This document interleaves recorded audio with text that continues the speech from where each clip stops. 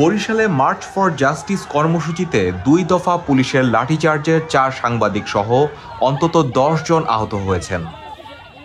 বুধবার সকালে সদর রোডের অশ্বিনী কুমার হল ও জজ কোর্টের সামনে এই ঘটনা ঘটে।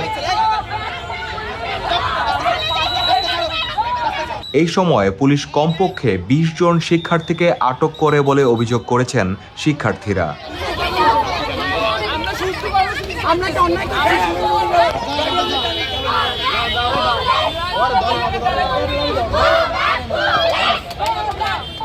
বেলা ১১টার পর বরিশালের কাঠপট্টি সড়কের মুখে শিক্ষার্থীরা একটি মিছিল করার চেষ্টা করলে পুলিশ প্রথমে বাধা দেয়।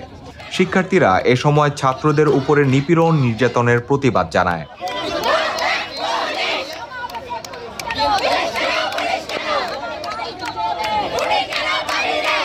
শিক্ষার্থীদের সঙ্গে বেশ কয়েকজন অভিভাবককেও এই আন্দোলন কর্মসূচিতে একাত্ম হতে দেখা যায়।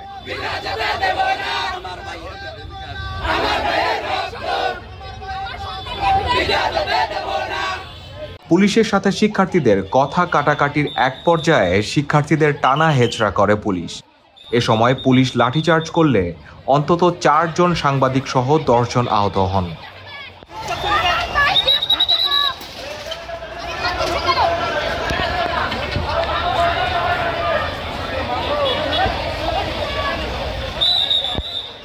ঘটনাস্থলে থাকা উপপুলিশ commissioner Tanvir Arafat the Daily স্টারকে জানান, পুলিশ ভুল করে সাংবাদিকদের উপর লাঠিচার্জ করেছে।